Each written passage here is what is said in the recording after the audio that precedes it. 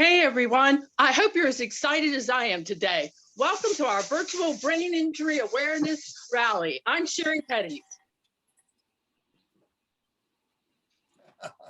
And I'm Tim Horton. The purpose of this rally is simple: a call for action. March is Brain Injury Awareness Month, and we challenge you to get involved. Our objective is to empower and support brain injury survivors by bringing awareness to those living with brain injury. This rally is an opportunity for the Brain Injury Association of Virginia and Community Brain Injury Services to extend the reach of their services. It's also an opportunity for professionals to network and for our guest speakers to tell us why being an ambassador is important to them. We'd also like to support caregivers by giving them the opportunity to share their stories, to express how brain injury has impacted their family, and to provide them with resources and support available within the community. I attend the Millhouse Clubhouse for survivors of brain injury because I had a stroke resulted from a carotid artery dissection. That was my brain injury. It's important for me to be my own advocate because it gives me an opportunity to learn from and meet other brain injury survivors and also share recovery and coping strategies. I attend the Denby House Clubhouse in Newport News. I received my brain injury from an automobile accident. I love advocacy, whether it's for the organization, for other survivors, make that warriors, or educating the community, because it gives me a sense of reward knowing that we have the strength and the power together to create change. It is my pleasure to co-facilitate this rally with Tim. As you all know now, March is Brain Injury Awareness Month, and we challenge you to get involved and become an ambassador. We encourage you to speak out and to educate the community on brain injury. We'd like to introduce Erin Tyra from the Brain Injury Association of Virginia so that she can explain in further detail how to use our ambassador toolkit. Hi, everyone. Like Tim said, my name is Erin. I'm the communications manager for the Brain Injury Association of Virginia, and I am really excited to talk to you a bit more about being a brain ambassador. So not just in March, but all year, we need ambassadors just like you to use your social networks to spread the word about brain injury, show support for those with lived experiences, and build awareness about resources in the community. And we have made it really easy to do this. We have two toolkits for you to use. First is an ambassador toolkit that explains a bit more about what being an ambassador means, why it's important, and some easy ways to put that into action. And second, we have a social media toolkit, which has information about the different platforms and content you can actually copy and paste. And as a bonus, we have a folder with social media graphics ready for you to download and use as well. We really encourage you to use your social media as a way to spread the word, talk to your friends and family about why this cause is meaningful to you, and finally, be a voice in your community. So thank you all so much for being here today and showing your support for Brain Injury Awareness Month. We hope you all will join us as brain ambassadors, not just for the rest of March, but all year. And the toolkits I mentioned are all available on our website, which is biav.net/beanambassador. And of course, if you have any questions, please don't hesitate to reach out to me. Again, my name is Erin and my email is erin@biav.net. I will put those in the chat so that you can have those for reference later. And again, thank you. Thank you, Erin. Oops. Sherry, you're muted. Sorry about that. We have several speakers on our agenda and a separate time for question and answers at the end. We'll ask that everyone stick to their time slots so we can stay on schedule. We also encourage you to use the chat feature to ask any questions you may have. Our first member speaker is Deborah Jones, a Denby House member representing Community Brain Injury Services. Good afternoon. My name is Deborah Jones. Dr. Martin Luther King once said, "Our lives begin to end the day we become silent about things that matter." The CDC estimates 1.5 million persons a year sustain a TBI. So now is the time to give voice to the silent epidemic. On 11th of September of 1987, I became one of the 1.7 million. I was a battalion S1 at 4th Story. While driving home, I fell asleep and hit a tree. I was given a 20% chance of survival. The Army wanted to send me to Walter Reed Army Hospital in Maryland because there were no facilities in here to address my needs.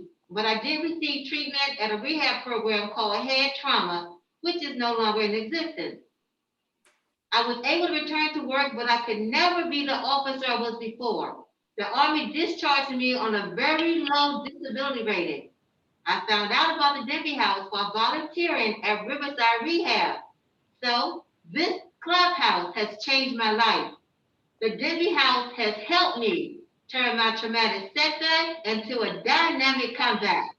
I work in all 3 units, continue to gain independent living skills and computer skills. I take pride in being an advocate for brain injury survivors. I enjoy working in the advocacy and outreach unit because it gives me an opportunity to speak on issues that are important to me and to inspire and help other brain injury survivors.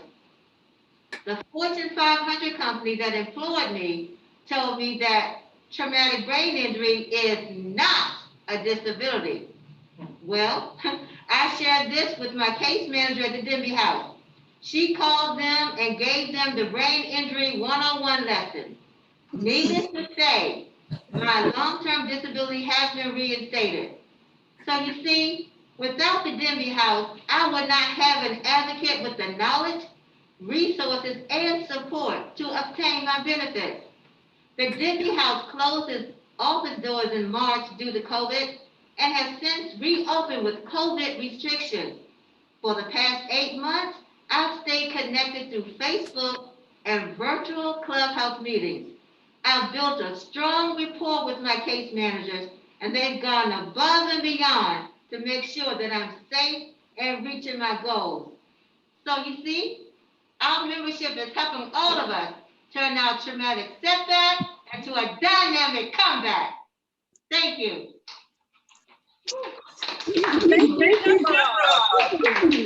Thank you. Next, we have Andrew Stiff, who is also a Denby House member.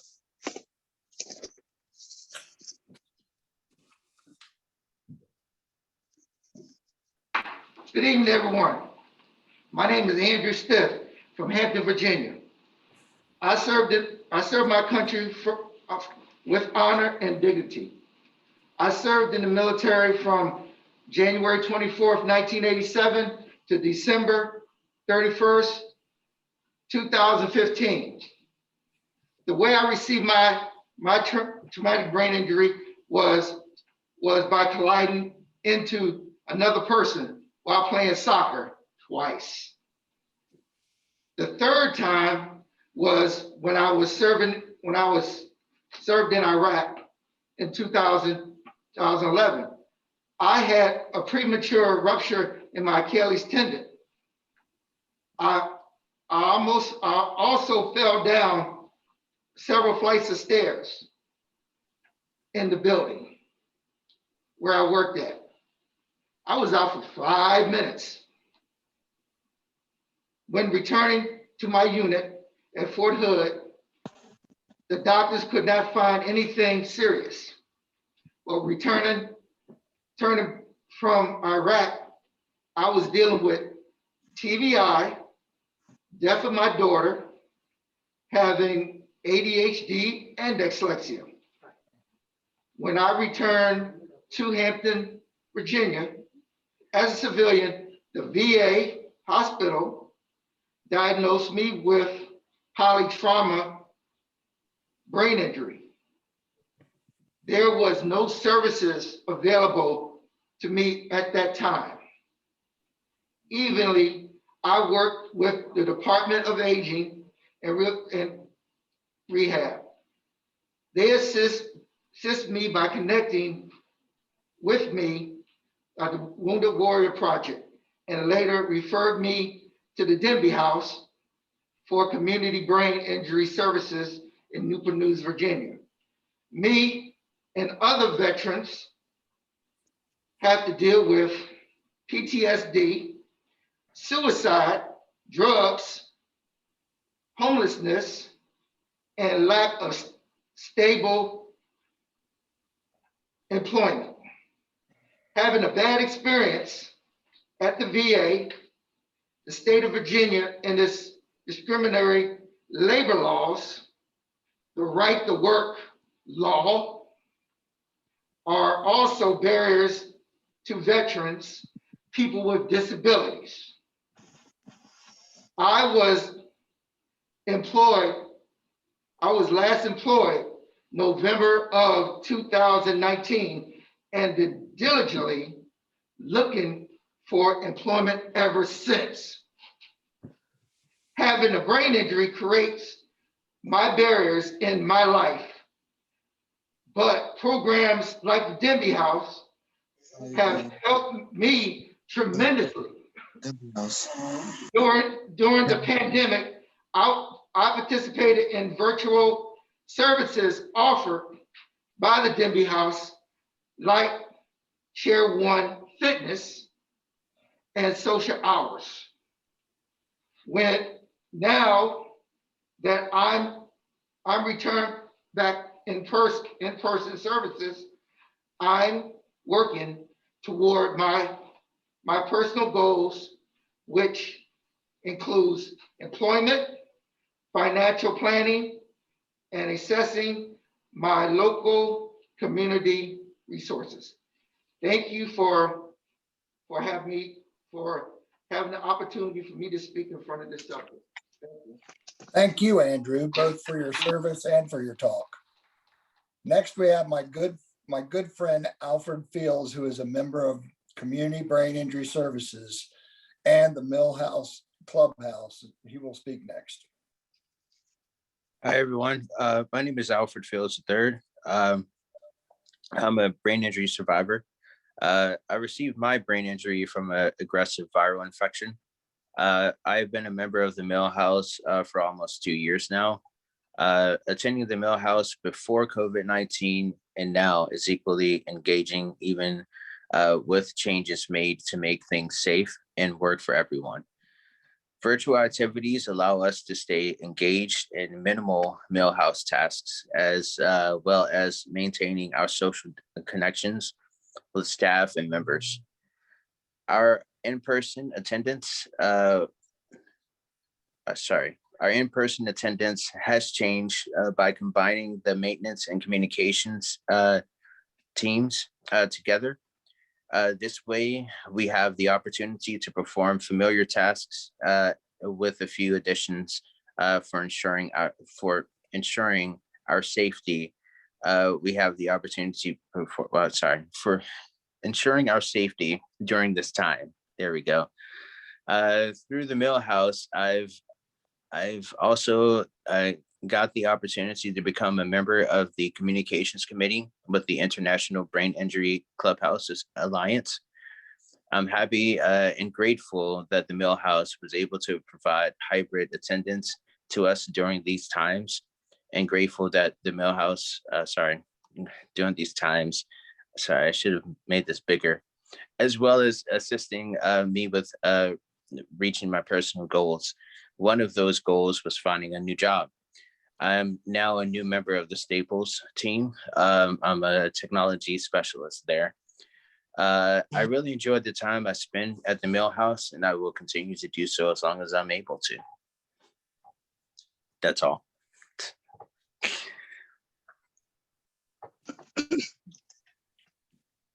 Way less than Thank you, 3 Eric. minutes.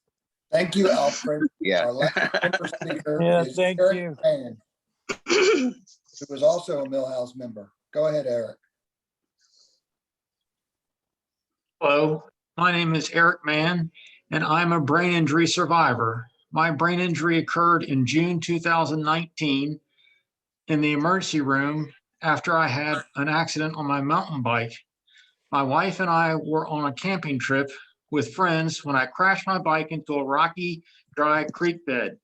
I don't remember the accident itself, but I do remember being in a great deal of pain afterwards. As it turns out, I had a fractured vertebrae, multiple broken ribs, and a collapsed lung. In the ER, I went into respiratory failure, which led to an anoxic brain injury. I spent 5 weeks in the hospital at UVA, 8 weeks of inpatient treatment at Sheltering Arms, and 3 months of outpatient therapy, having to relearn the basics of life, eating, drinking, communicating, walking, and many other activities of daily living. My injuries from the mountain bike accident have basically healed. However, as a result of the brain injury, I was not able to return to my job as a manager of risk analytics with Dominion Energy. I also have physical impairment from the brain injury that continues to be a challenge. Currently, I attend the Mill House, a clubhouse for survivors of brain injury, in person on Tuesdays and virtually the other days of the week. I participate in daily clubhouse member meetings, advocacy and standards committees, a weekly exercise session, and other activities. Attending the Mill House connects me socially and gives me meaningful work to do. It has given me a chance to continue living my life, to participate and contribute to the community and society. This is due in part to the friendship I have established and the support and assistance of qualified and committed staff. Thank you. Thank you, Eric. Now it's time for me to introduce the first of our guest speakers. Karen Grazanali is a caregiver and co-facilitates Community Brain Injury Services Caregiver Support Group. Thank you, Tim. Hi, my name is Karen Grazanali. My husband was hit by a car from behind as he jogged with his friends the morning of February 8, 2016.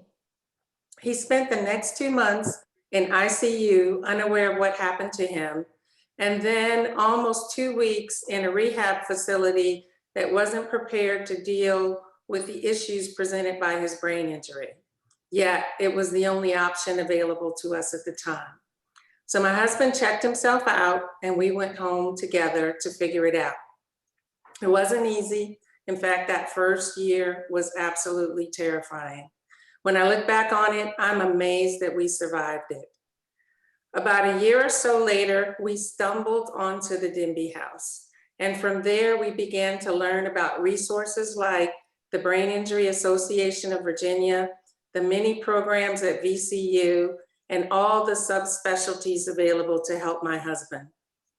I was relieved that my husband was getting help, but I was also emotionally exhausted and became clinically depressed for the first time in my life.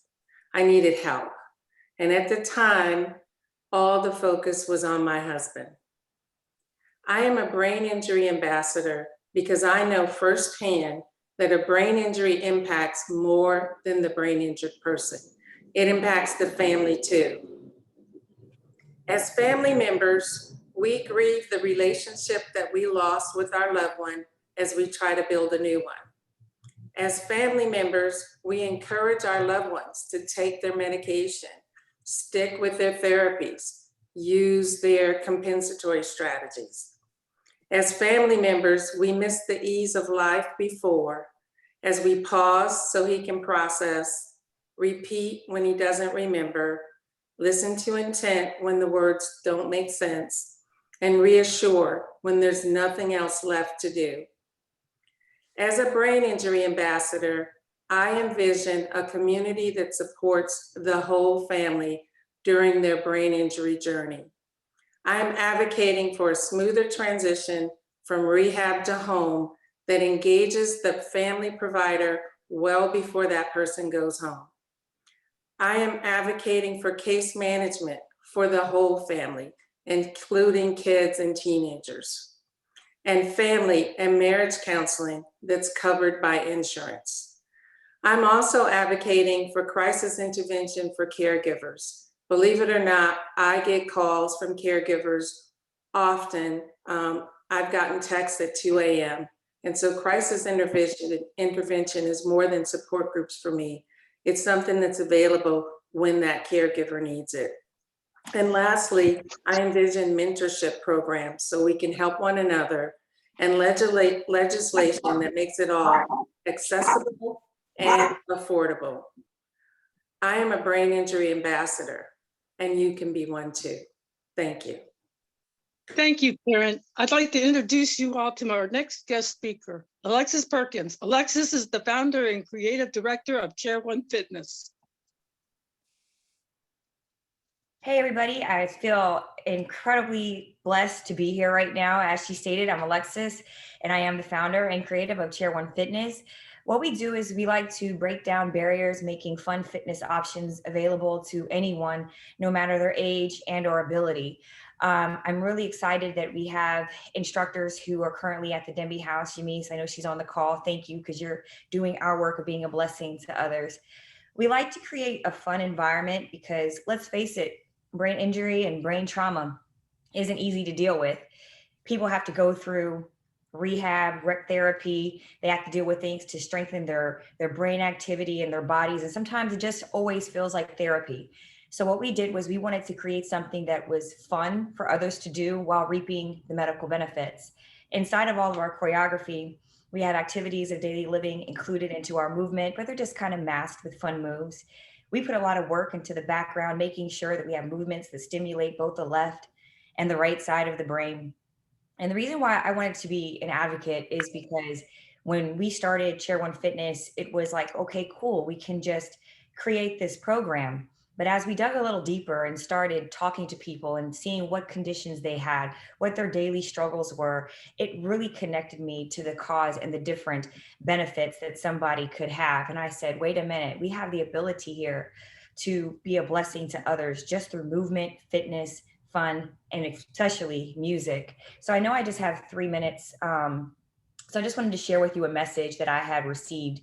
And when I think about brain health, it's also those who are recovering from injuries, going through rehab, and also their mental health as far as depression, anxiety, anything of that nature. So a message that I recently received from an instructor of Chair One Fitness who had to stop due to injury. And she sent me this. Dear Alexis and team, I want you to know what a positive impact you have had on my life already. I'm 65 years young, leading a group of active seniors with the intention of getting my certification in order to lead them on Zoom. After a back injury and now a bone spur in my knee, I had to start using videos on demand. I purchased them a few times because I couldn't lead on my own due to the pain. My seniors love you and your team, and have the videos on demand have helped them tremendously, both personally and professionally. 2 weeks ago, I lost my 45-year-old son-in-law to a horrible car accident. My grandchildren were seriously injured, and my daughter and our whole family have been devastated. The pain we are in seems insurmountable at this point. A few days ago, I thought I was losing my mind. So I pulled up my chair and started my Chair One Fitness routine. I was by myself, but it wasn't for long before I glanced into my daughter's living room and saw that she was doing some of the exercises from the sofa. We were both very tearful, but we did the exercises and it felt good. You, your team, and the Chair One Fitness routines have saved me. I just want you to know, because we all need to know when we're having a positive impact on others. Thank you for your program, your strength, and positive reinforcement. So it's messages like that that made us realize we can make a huge impact. And that's why I would love to just be an advocate for this, because that's what we're here for, to make a difference, right? And so I'm thankful for all those who have already participated with Chair One Fitness. We want to continue to be a resource, and I want to continue to hear from you guys to let us know if there's anything else we could do to be of service. That's it. Thank you, Alexis. Daphne Eaton, who represents the Virginia Veteran and Family Support East Region, will now speak. Hello, thank you for having me. Again, my name is Daphne Eaton, and I'm a resource specialist, and I'm also a Family and Caregiver Support Coordinator with the agency. We can be reached by calling our regional office at 757-224-5208 at extension 2208, and I'll provide that in the chat. But we fall under a state agency, which is the Department of Veterans Services. And under that, we have 6 service lines. And before I get to exactly what I do, we have the benefits program that work with veterans to get them connected to federal and state benefits after their discharge from active military service. We also have education and training that ensures that every veteran or eligible person has an opportunity to reach his or her fullest potential by using their GI Bill for education, training, or some type of certification. Virginia also has the care centers that are located throughout the Virginia. It's operated by Virginia, and they're state-of-the-art facilities. One is in Richmond and one is in Roanoke, and we're going to have one soon that's going to be available in Virginia Beach. And we have the War Memorial, which is a memorial to honor the fallen heroes, to pass on their stories of their sacrifice to future generations. And they do outreach and they do educational programs. Then there's a Veterans Services Foundation that supplements funding when state and federal resources are not available. All the contributions are made to the foundation and they provide direct service to specific programs. Then moving toward the program that I represent, it's the Virginia Veteran and Family Support. It's statewide. We have 4 regions, and we are locally here for the East region. Our main office is in Hampton, but we're spread out throughout the area, and we have different cities and counties that we're attached to. The main part of our program works with veterans and families, getting the veterans of any service era, doesn't matter their discharge status, doesn't matter whether they served in combat or not. If they're a Virginia veteran, we have a special emphasis to work with them, most particularly with post-traumatic stress and traumatic brain injury, and as well as military sexual trauma. We work with the family members as well. We do what's called care coordination, and we work with family services, which means we do an assessment of what they need and connect them. We're not there to duplicate what the services are, and we're not the VA, but our job is to assess what they need and try to come up with a plan that best meets their needs and then help to navigate them through the system. If that means helping to understand the system, or if it means going through some red tape, we're here to support them. We also assist with homeless services. We're not there to provide housing, but we navigate them through homeless services that can help them to become housed. We have peer specialists that are specially trained veterans that have certifications to work with veterans that have been on the same or similar journey. We also have a criminal justice reentry person that works with those that are incarcerated and newly soon to be released into the community. And we've always worked with caregivers, but we've expanded recently to work with caregivers. We've always had couples and family retreats and connection to resources, but we are doing things a little bit different now to expand and enhance what we're doing. And it's basically what we're doing with veterans and families through our resource specialist connection. The difference is we are assessing what the caregiver needs are, helping them with their journey, helping them to understand their new normal. Maybe it's learning about their role, learning about crisis, where to go and what to do when they're in crisis. Self-care is a big thing, time management, suicide awareness, just navigating. So we're not there to take the place of the VA or take the place of any other resource out there. If they are working with a agency that's maybe for healthcare, but they need some additional needs for themselves, or maybe more information on resources in the community, such as the Denby House, then we would gather the information that's needed, share it with them, and help them to navigate and then do a warm handoff. Again, we're not here to duplicate, but here to be a support to them. We're here to help that caregiver and family member, whether it's a mother, father, sister, brother, or even a battle buddy, help to understand this new normal and help to understand how important it is to have self-care and to utilize those community resources. We're here short-term, and we address their problems in a short-term way to do a warm handoff. It's important for us to be a brain injury ambassador because we're here to promote the awareness of brain injury and resources. And we're here to not just assist veterans, but their families. And that would include caregivers because caregivers are on that journey as well. So we're here again to support and we will refer to the brain injury and all the other organizations that are out there, whether it's through the VA system or if it's in the community, particularly if it's a veteran that cannot go to the VA. So I will include our regional contact information in the chat, which people can contact our regional office if they're a veteran or a family member. However, if they're a caregiver and it's about caregiver related matters, then I will also include my direct number for that, since I'm the subject matter expert, as they call, for caregiving with our agency. So I'll make sure I put that in the chat for everyone. Thank you. Thank you, Daphne. Next on our guest speaker list is Chris Miller. Chris is the Director of Brain Injury Services Coordination Unit for the Department of Aging and Rehabilitative Services, better known as DARS.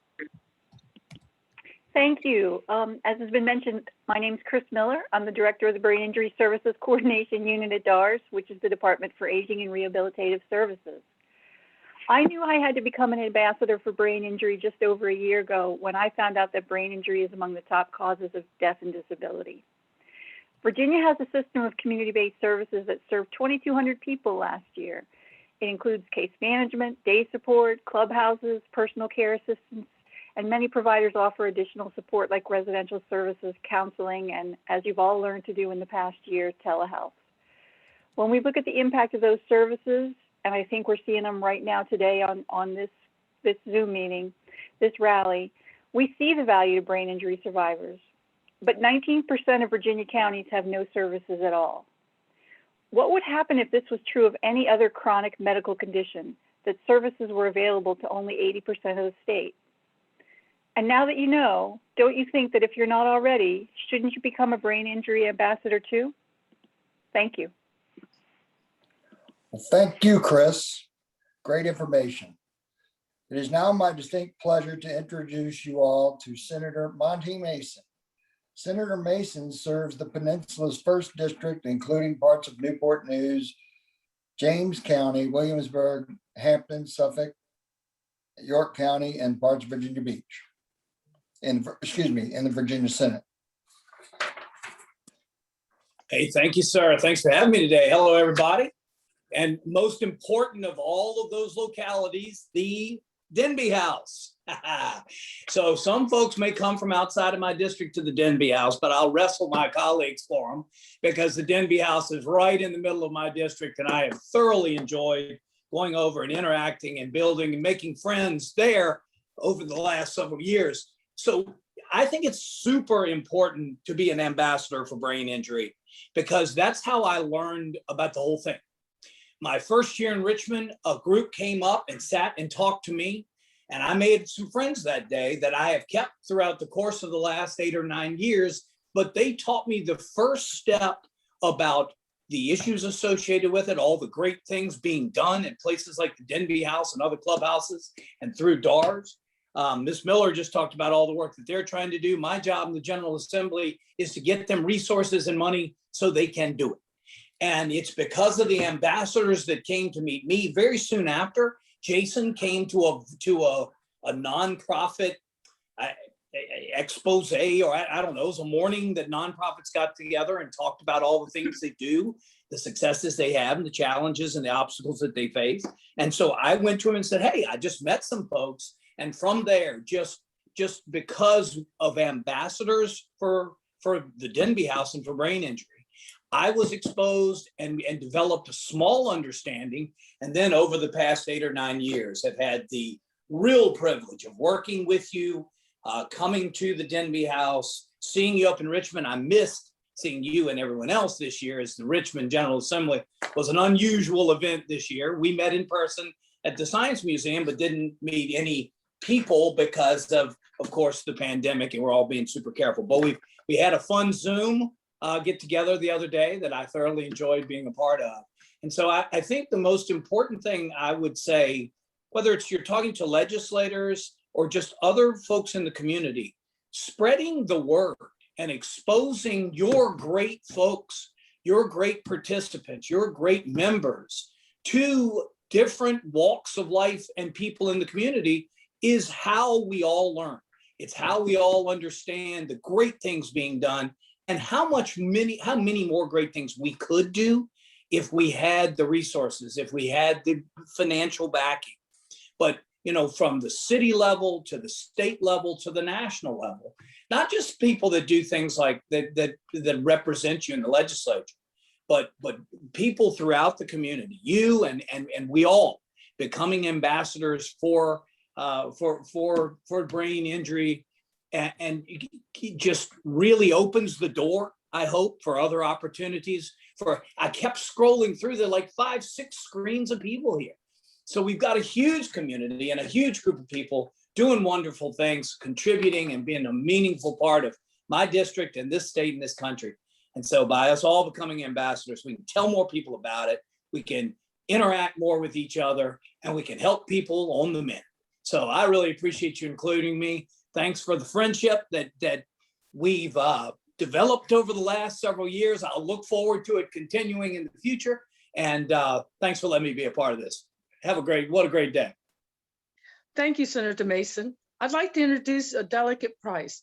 Delegate Price represents the 95th District, which includes parts of the cities of Hampton and Newport News. Yes, hello, thank you. I am Delegate Sia Price, and as mentioned, I represent the 95th District, which is part of the district that Senator Mason represents. And I'll drop my contact info in the chat, but I'm so happy to be here for this rally, and just has really touched my heart hearing the unique stories from amazing people about your stories of triumph. And as we heard earlier, dynamic comebacks. So yes, for the comebacks. But like Senator Mason said, we work together in the General Assembly to pass bills that impact all Virginians. And in order for us to pass bills to help those with brain injuries, we really have to hear from the people with lived experiences, meaning we have to hear from you. So imagine there's this big empty space that has to be filled with words. Well, if brain injury ambassadors don't speak up, that space might be filled with myths and misconceptions and assumptions about you, and that's just not fair. But when brain injury ambassadors speak up, we can fill that space with your own words. We can learn your truth, your experience, your needs, your identity, and your story. So what we need as legislators is for you to be an ambassador for the issues that you care about so that we can hear them directly from you. What you're going through, what's going well, but what needs to be improved is where we can really, really focus. So you can tell us things like what programs you really like so that we can put money behind them so that they can stick around, services that you're having trouble finding, experiences that you're having so that we can better understand you, and then all, of course, supports that your family and caregivers may need. And there's no need to be nervous when talking to us. You can speak with us with confidence, because who is a better expert on you than you? And so let me tell you, brain injury ambassadors really make a difference, because 2 things have helped me have a better understanding as an ally, and that's knowing and loving someone with a brain injury and having the Denby House come visit me every year at the General Assembly to tell me what they need. Like Senator Mason said, we would always look forward to Brain Injury Awareness Day, because that's when groups of members would come tell us what you need. But we need to hear from you more than just that one day. And so y'all did such an amazing job helping me that I've become an ambassador as well. And I talk with other legislators about how we can prioritize your needs moving forward, and that you are there to hold us accountable. So we better get to work. But again, I am so happy to be here at this rally to let you know your voice matters. And we in the General Assembly have to keep hearing from you. We need even more ambassadors to speak up as we work together to make this a great Commonwealth for all of us. Thank you so much. Thank you, Delegate Price. Now for some remarks from our executive directors. But first, I've had a request for more cowbell.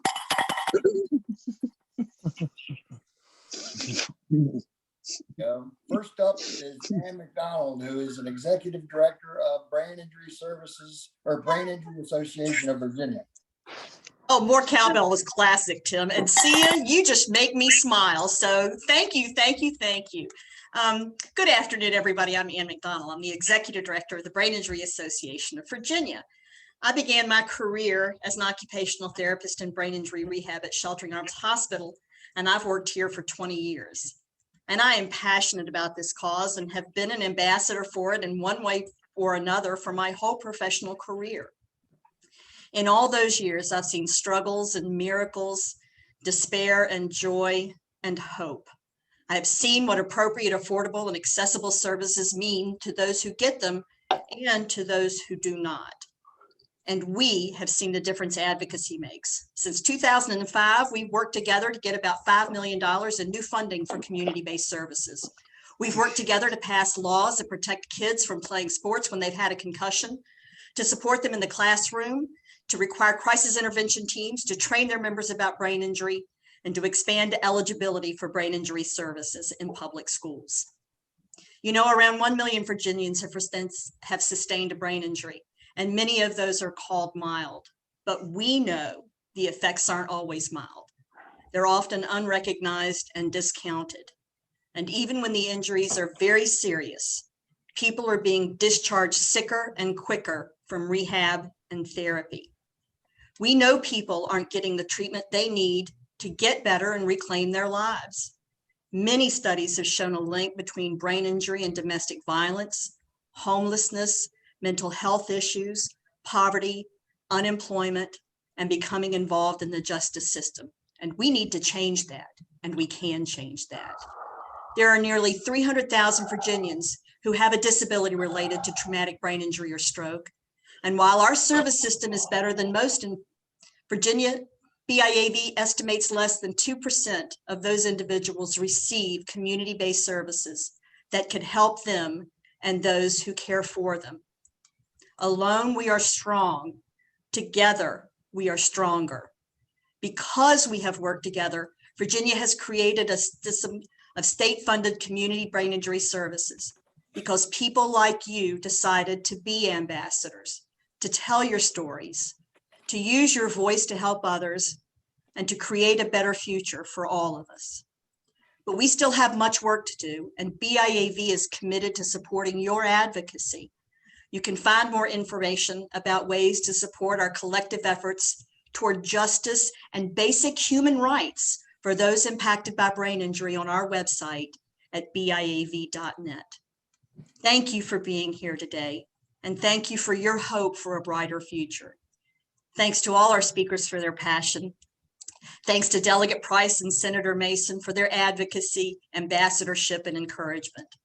Special thanks to Tamika and Yamis and Aaron for all their hard work making this rally a success. Remember, coming together is a beginning, keeping together is progress, and working together is success. And let's keep it going. Thank you. Thank you, Ann. And following will be Jason Young, who is the Executive Director of the Community Brain Injury Services. Hello, everyone. And gosh, this is just so exciting. And I'm so glad to see so many faces and just scroll through page after page of people who are revved up and excited to be a part of our brain injury rally today. Before I would talk about why I'm an ambassador for brain injury, I really wanted to say a special thank you to Yamis Lawrence, Tamika Shelton, our partners with the Brain Injury Association of Virginia who partnered with us, and specifically our advocacy and outreach units at the club, at the Mill House and the Denby House, who were the real reason and the real guiding force behind putting this on today. And I believe that they all have some signs that they want to put up right now, so I want to give them the opportunity to show those signs up.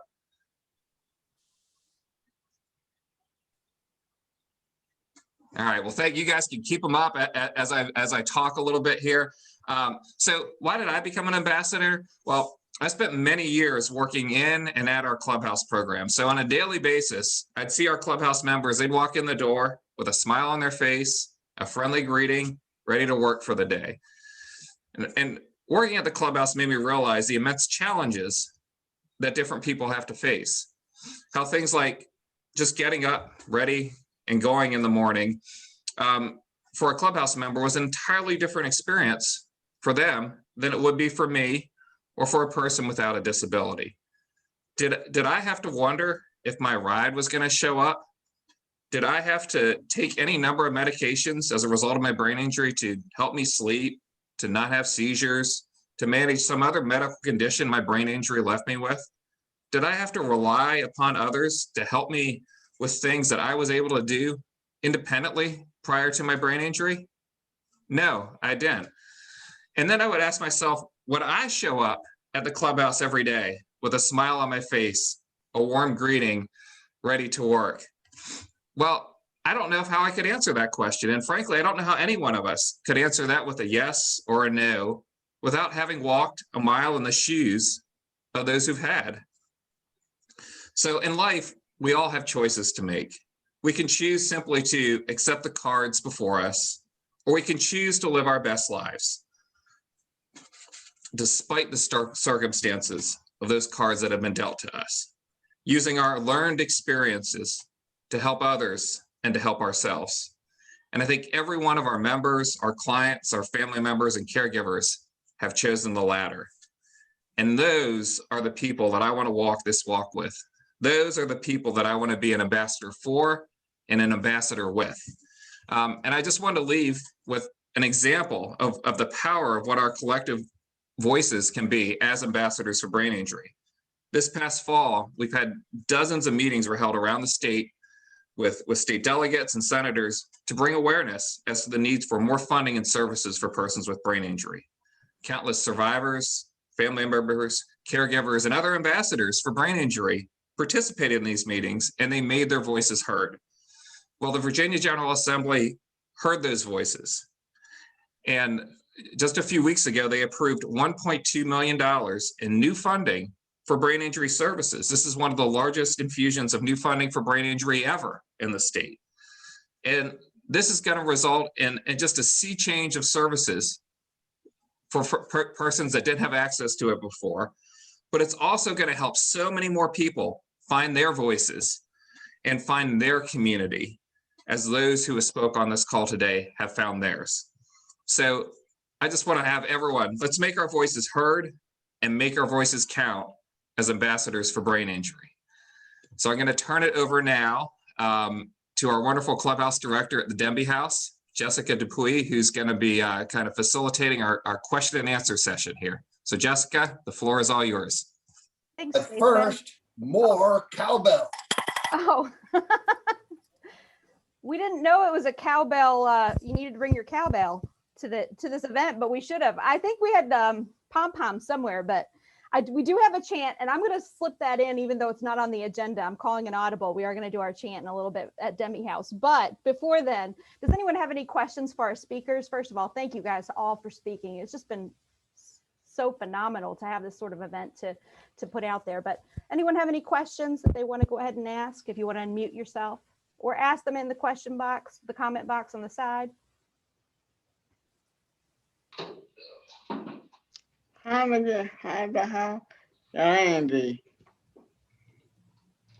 so excited too. I think we've got our program in Illinois, the Synapse House. One of our clubhouse partners is up there, is on. Is there anybody else from one of the other clubhouse partners in a different state who's on here right now? No. Hey, Synapse. Hi. How are you guys? We're good. We're good. Like the members are actually working out right now. So, but they can't take that away from them. But they were all watching everyone introduce themselves during their half-hour lunch break. So awesome. We're super excited to be a part of this with you guys. Thanks for inviting us. Yep. I don't see any questions. So as provided that we don't have any questions, I'm going to go ahead and call the audible and have our members at the Denby House lead us in their impromptu chant that they've done for Advocacy Month here. So Denby House, you want to take over for a minute?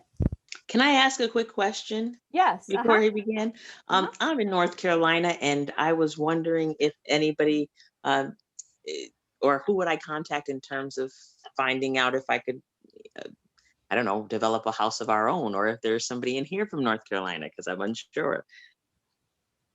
So Gateway House is in North Carolina. That is one of our clubhouse partners. If you go to braininjuryclubhouses.net, it has a list of our clubhouse partners, and Gateway House is down there. But I know that they're also going to have an association as well. Anne, do you want to address that?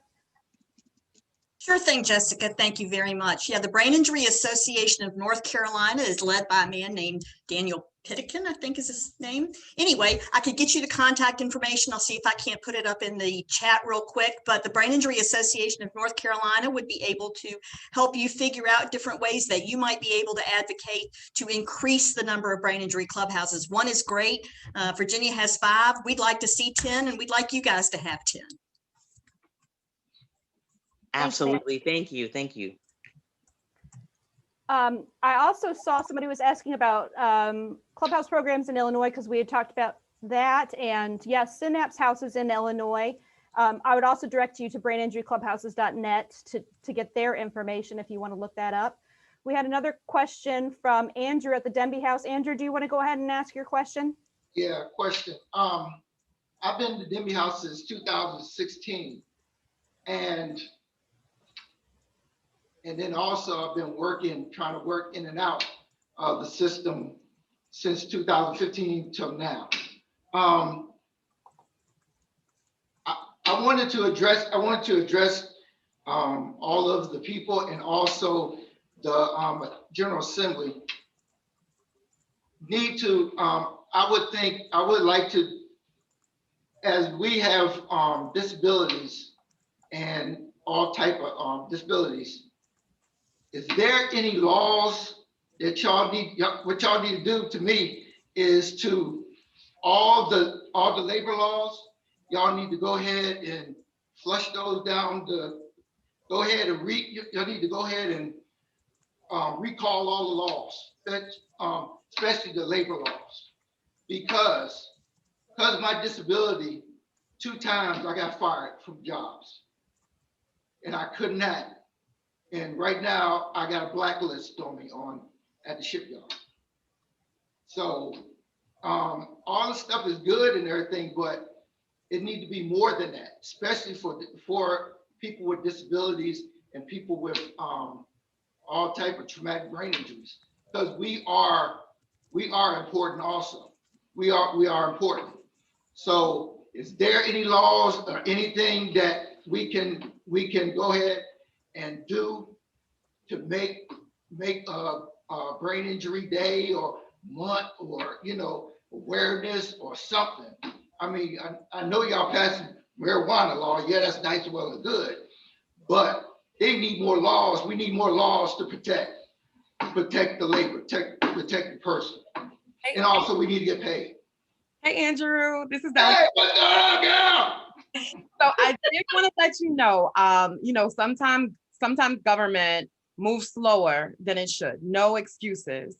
But we did pass a bill this year, House Bill 1848, that the chairman of the Health, Welfare, and Institutions Committee did, and it adds discrimination on the basis of disability to the Human Rights Act.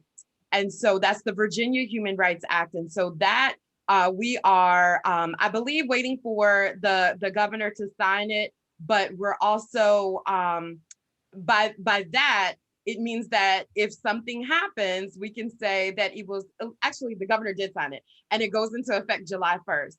But that means if something happens on the basis of disability, that you now have a law that says that shouldn't have happened. Now, I'm not a lawyer, so I can't give you legal advice on it, but I can point you to that bill and I can send you guys some more information, but we are working in the right direction. So now what we need to do is make sure that we're working in the direction of fair payment and equal payment, but we did get no discrimination on the basis of disability added to that Virginia Human Rights Act. Yeah, because we need to, y'all need to make that, I know it's too late for me, but and also the right to work right to work. Y'all need to get on that, recall it. Thanks, Andrew. And I appreciate the passion that you have behind that. I know that's been near and dear to your heart. So I'm glad that you spoke up. Any other questions that we should take before we go ahead and close? Well, I just want to say something. I don't have a question, but I'm just so emotional right now. I miss you guys. I wish Diamond was here to see y'all or be there, but I just want y'all to know just keep her in her prayers, and hopefully she can make it back to get back in there with you guys. I miss y'all. I love y'all. Thank you for the letters. Thank y'all for really, up to date on things, because I like to hear stuff like this. I appreciate y'all so much. No problem, Mona. We're so glad to see you. I'm glad I didn't notice that you were on, so I'm glad to hear from you. We're really thinking of that. I'll keep y'all updated on her. Thanks, Mona. It's great to see you. Hi, this is Tony. I just had a quick question for the representatives. I know that the budget, in the new budget, there is an increase in money for brain injury this year. Is it has it totally passed, and what does it look like we're gonna get? Jason or Ann, do you want to field that question, or I'm not sure who. So I'll defer to one of the members of the legislature. Okay, that makes sense. Well, Jason's right. It's additional money. And so that's super important. And one point we tried to make was, that we know all the tough things that have come from the pandemic, but there've been some positive things as well. And we have learned of a different way to reach more people throughout the pandemic in utilizing, like we're doing the rally today. Now, we'd much rather do it in person. But the language specifically speaks to brain injury service contracts have not been adjusted to account for market changes for starting salary. So individual starting salary have been far below market rates. So it is to try to get more folks to work with you and to help you, to expand opportunities to reach you, and then $1 million from the general fund each year for an increase in funding for brain injury services. So some of this money had been allotted back in our original budget, and then during the pandemic unallotted. We allotted the money back originally and added 1.2 additional dollars. So we try to keep it as broad as possible so we can get you the money and you can use it for things that will go the farthest, reach the most people, and do the most good. And we also know that that's not enough, even though it's additional, because we've heard from brain injury ambassadors telling us that it's not enough, but it is what we were able to do with the economic circumstances that we have.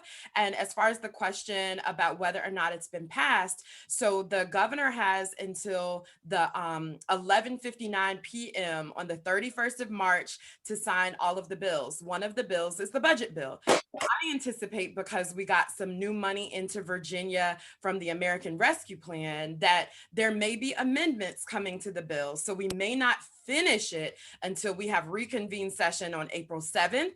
And so then once it's signed and once all of the amendments are dealt with, it would go into effect for the July 1st start of the new budget year.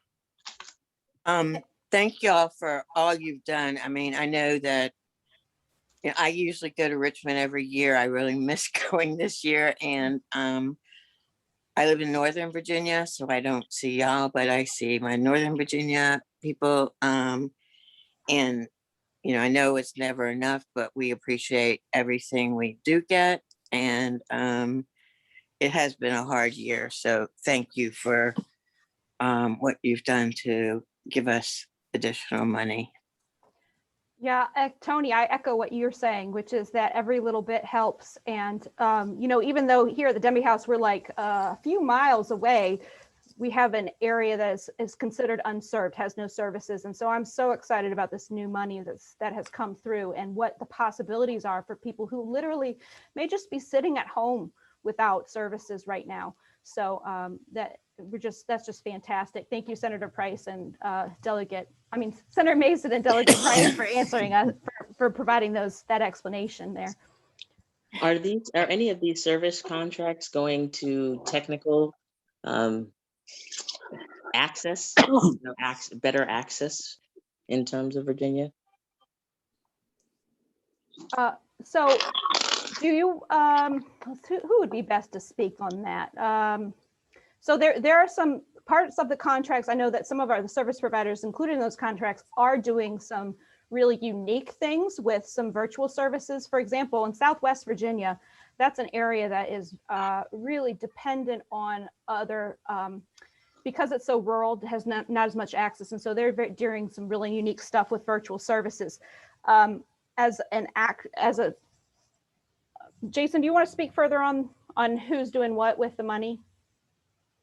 Well, I think as Delegate Price said, that the money hasn't arrived yet, and it won't arrive till the start of the new fiscal year.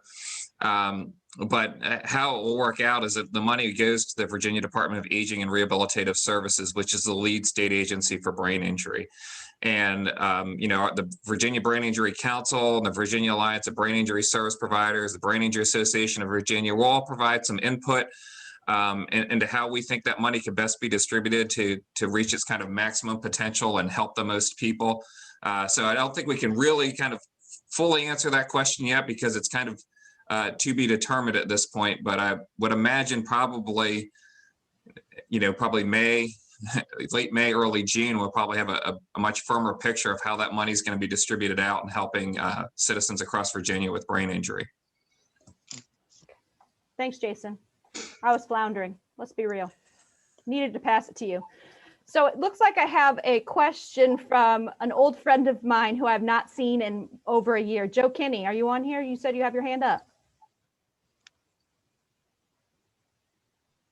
Yes. Can you hear me? Yeah, we can. Okay. All right. Can you see me? Yep. All right. Hey, I wanted to ask about, how do we get the MetaRide, MetaRide people to honor the rides for the Denby House? I mean, that's important to some of us. That's a logistical issue with the difference between being a provider on a waiver or not a provider on a waiver, that we can probably work with you on to solve in a different kind of way, Joe, but I'm not sure that that's something that we can have somebody speak to right now on this call. Let's check back on that. Does anyone have any comments on transportation resources to community-based programs? Joe, I don't have a specific answer to your specific question other than to reiterate that transportation is a huge issue, and it's a huge barrier for full access and inclusion for people with disabilities. And that's something that we need to advocate for and to try to solve. Because if you can't get out in the community, then you're not fully a member of it. And that's something that I know so many of our folks struggle with, is just how to get to the places they need to go. And again, for a lot of folks without disabilities, we take that access for granted, but it's access that's incredibly important and incredibly needed for people with disabilities. Does Monty and the other lady, the representative, do they know about this? Do they know about the transportation? Once again, Joe, who I was referencing earlier as my buddy I met the first year I ever did this, that's my 9-year friend right there, Joe Kenny, who always keeps me up to speed. And Joe, yes, indeed, we are. And Delegate Price worked really hard with us this year to help, for the first time ever, get dedicated funding sources for Hampton Roads Transit.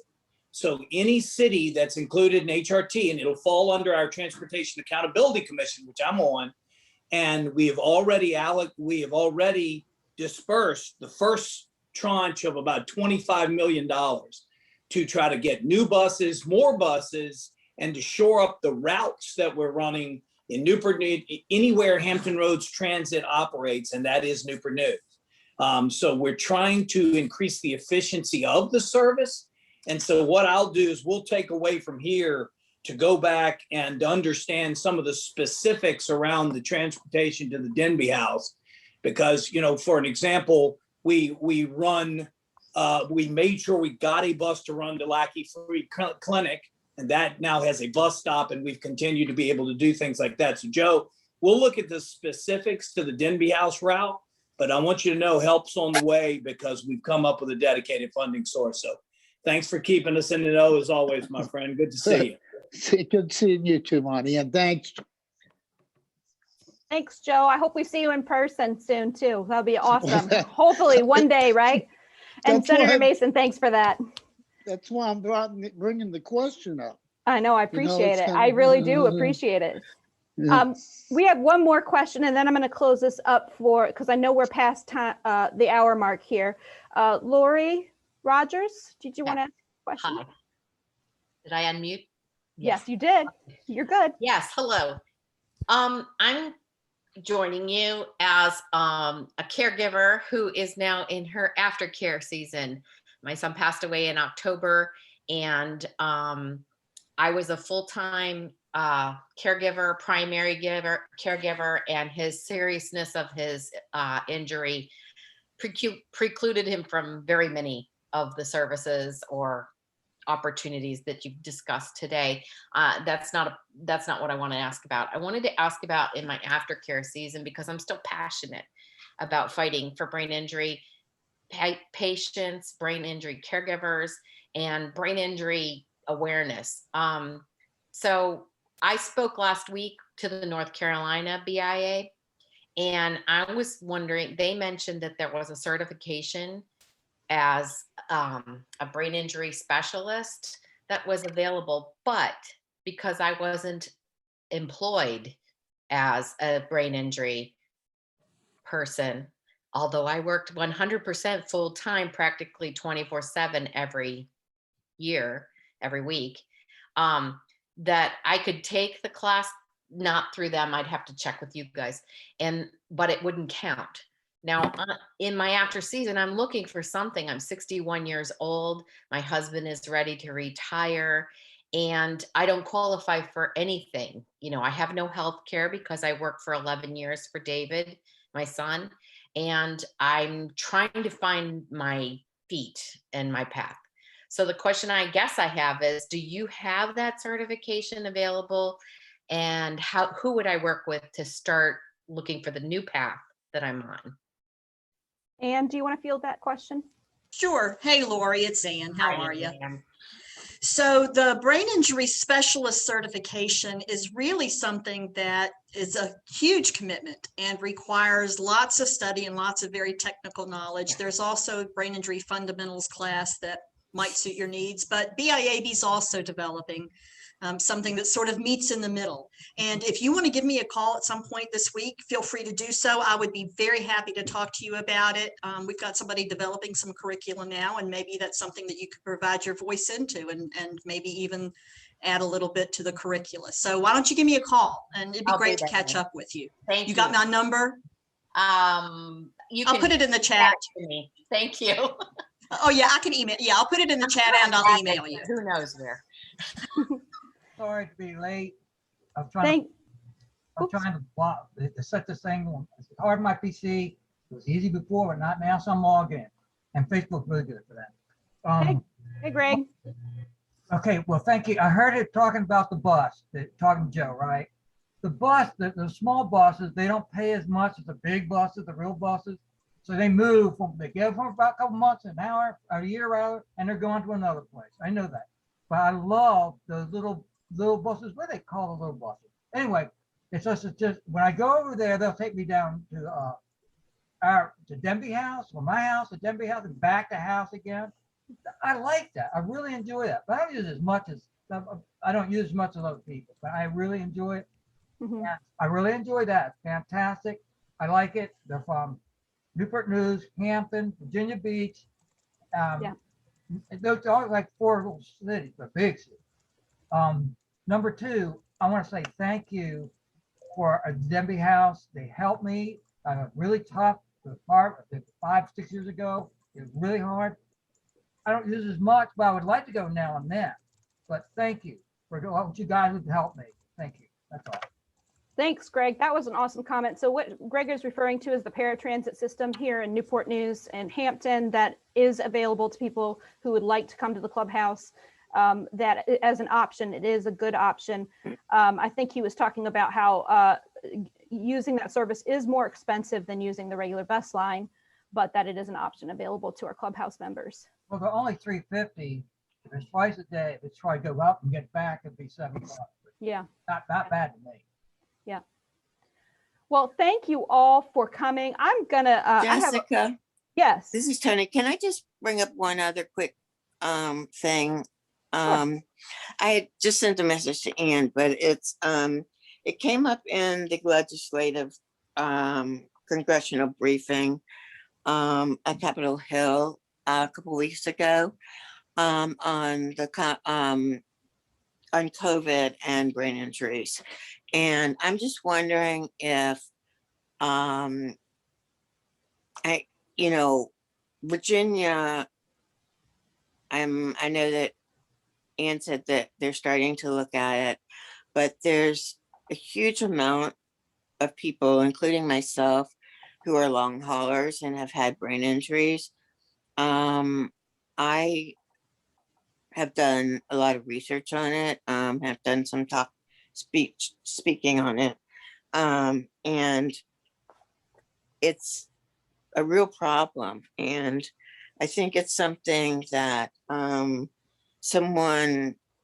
there's some studies, money funding from the that's gone to NIH, and it would be really nice if someone in Virginia could get some of that funding and do some research with TBIs and COVID a little closer, close to us, so that maybe we could take advantage of it, because right now the only studies that are being done on long haulers are being done like in way far away, and I haven't seen any being done on TBI and COVID.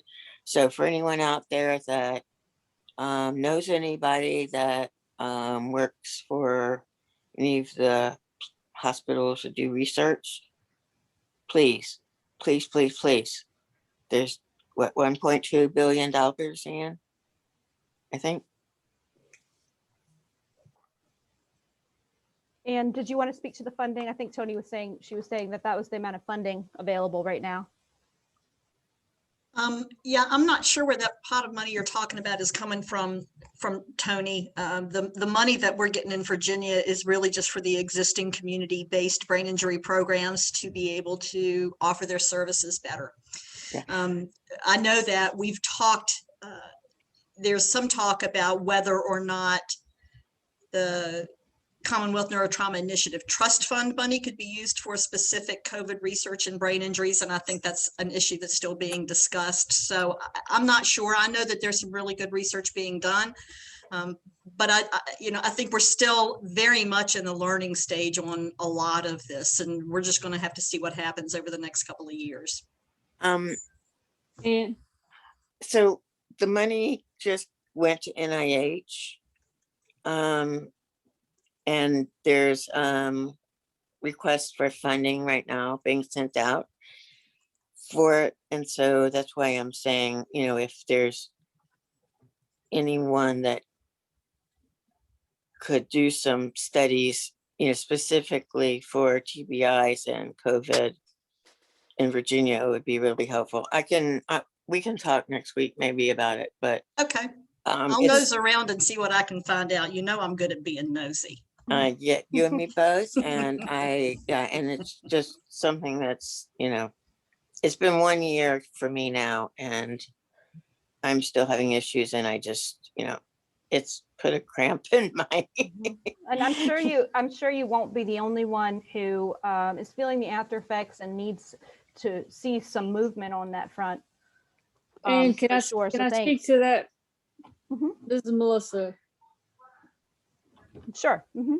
So I actually I had a neuropsych and have a diagnosis of post-infection neurocognitive whatever secondary to COVID. And I'm going to be going out to Denver to the Marcus Brain Institute or whatever it's called.